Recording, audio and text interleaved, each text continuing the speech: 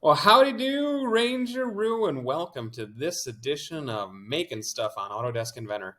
Today, we are going to be doing some new stuff, which we haven't done before. This corresponds with activity 1.2.4, and we are going to make this object, and then we are going to do a multi-view version of this object. So what we have here is basically the grid pattern, 2 boxes equal 1 inch. To make this a little bit easier, I'm going to have this up on a different screen, which you're not going to be able to see, so I can look at the dimensions and everything like that. So let me minimize that, and this is what our finished object is going to look like. It's basically a brick with 2 holes in it, and then don't just think that you are making this object. We are also going to do a multi-view at the end. So make sure that you stick around all the way to the end to see how to multi-view and dimension this. So let's go ahead and get started. File, new, part right there.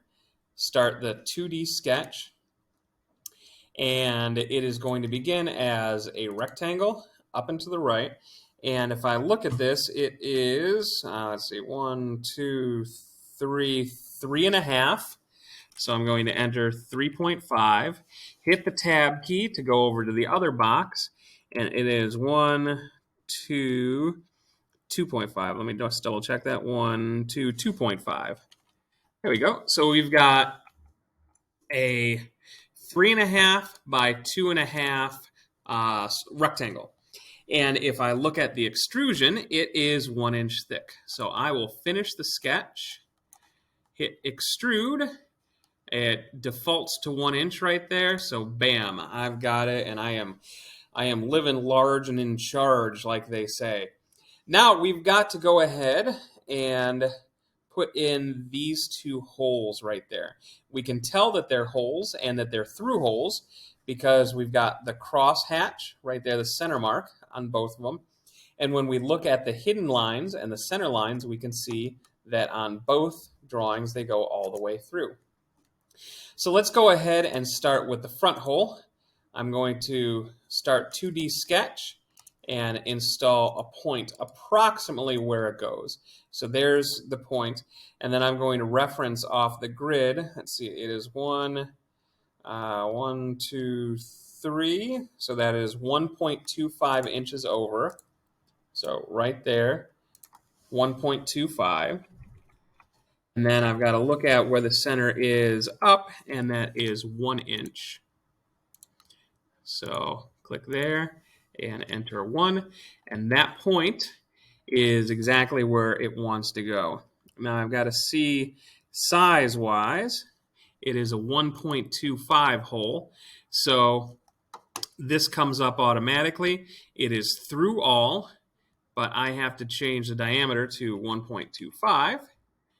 And click OK. So we have the hole in that way.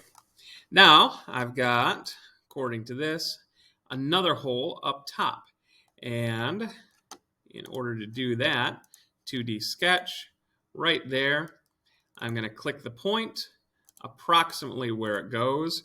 And when I look at this, it is, let's see, it is 0.75 from there to there. So 0.75, whoops, 0.75, enter. And then it is on center, so that is 0.5 right there. Finish sketch, click on the hole tool, and that is way too big. So this one is 0.5. There we go. And okay, so there we have this finished object right there. Now we have to do the multi-view, and this is where you're going to get really confused on it, so don't get confused. What we need to do right now is save this. So File, Save As. I recommend saving it to your desktop. You're going to save it as 1.2.4 number 1. Okay, so you've got that saved. Once you have it saved, you are going to go File, New, and drawing. And this is something that you have not done yet before. So have this open, File, New Drawing, and it takes us to a giant sheet of paper right there. And what we are going to do is use some of these. Now, feel free to play with these on the first couple things. It's actually super cool. So I'm going to get started with base. Click on the base. Oops, hang on. Let me close that because I did not save this. And we come back to the one that I do have saved right there. So File, New Drawing, and Base. Now I'm going to ask you to change the scale to 2:1. Okay, 2:1, so it's slightly bigger right there. And once I have 2:1 there, I'm going to click OK. And you can see that it did a view right there. From here, I can have a little bit of fun. Click on Projected. Click on this. Now just, oh, look at that. It comes and it does that. Click. Now I'm going to go to the right. Click. And then I'm going to go down there. Click. And right click, create. So that right there just did my drawings. And you can see that is a lot easier and more accurate than hand drawing things. I can move these things around if I want to space these out better, which I do quite often, just to give myself a little bit of room. So we've got this here. Now, next, I'm going to take care of some of the whole features because we do have to dimension this and annotate. So I'm going to click on Annotate right here. And I'm going to tell you that this annotates delicious. Ha ha! Annotates delicious. Woo! I thought it was hilarious.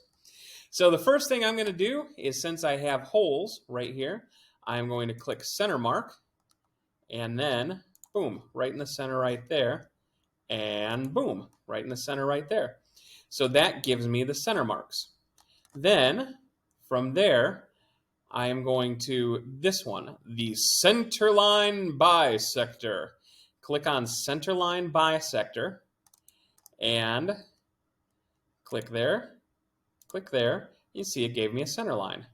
Now with this circle, click there, and it gave me a center line. Easy. I have to do the same thing on these. There, gives me a center line. Now also, there, and it gives me a center line. So my holes are completely taken care of. And again, you can tell this is much, much easier than actually hand drawing this stuff.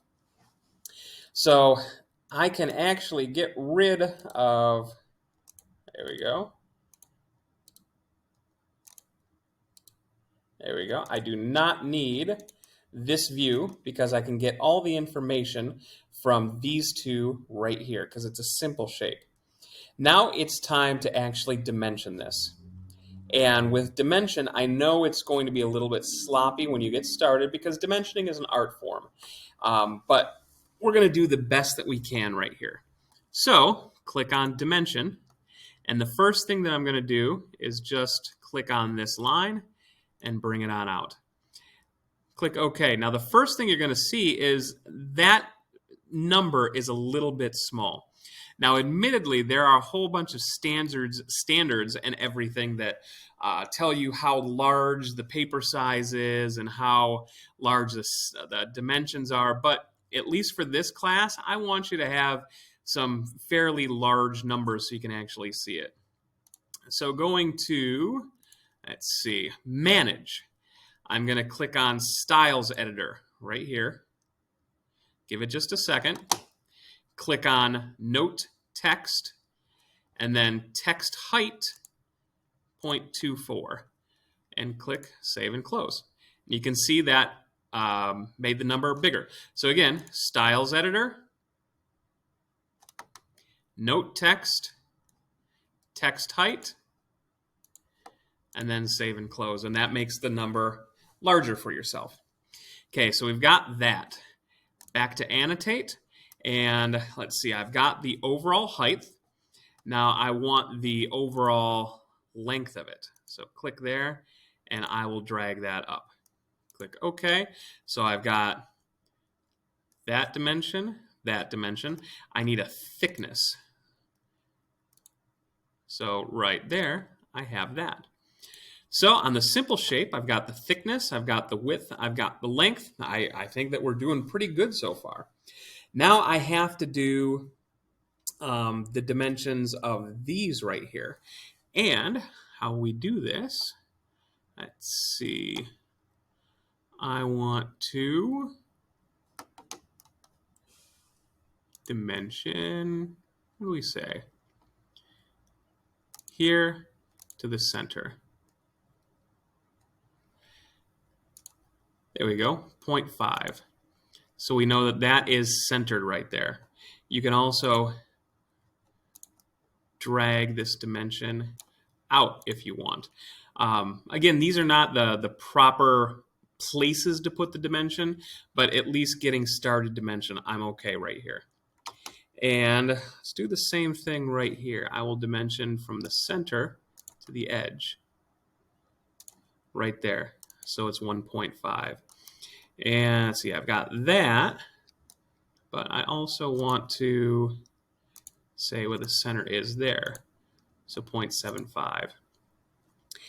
And let's see, what else can I do? I need to dimension the inside right here, 0.5. And then finally, I need to do the hole diameter. So click on that, and 1.25. So I do believe we have all our dimensions accounted for.